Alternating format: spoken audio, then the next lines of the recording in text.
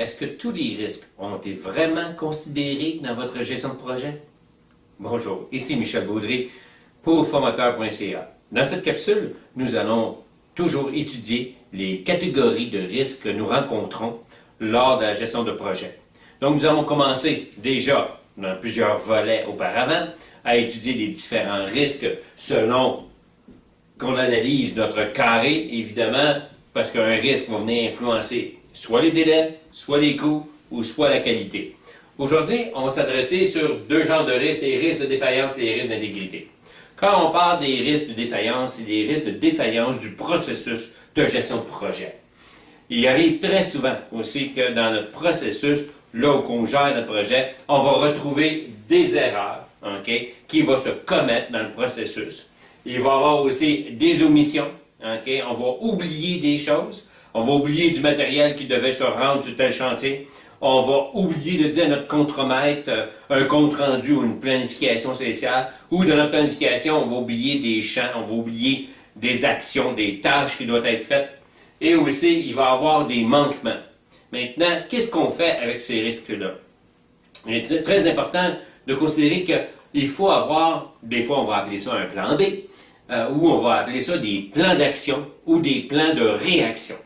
Donc ici, normalement, dans notre gestion de projet, dans notre processus, ça devrait toujours se dérouler sans problème, sans anicroche. Mais la nature humaine étant ce qu'elle est, il arrive très souvent qu'il y a des erreurs, des omissions et des manquements qui se font. À ce moment-là, il faut les couvrir avec un plan d'action très précis pour minimiser justement l'impact que ces erreurs, ces omissions, ces manquements peuvent avoir sur notre projet. Donc, il faut toujours être à l'affût, il faut les détecter, il ne faut pas paniquer, mais il faut avoir un plan d'action immédiat qui va réagir le plus vite possible. Donc, c'est très important de pouvoir relier ça, nos risques de défaillance, avec nos risques d'intégrité de l'information. Pourquoi?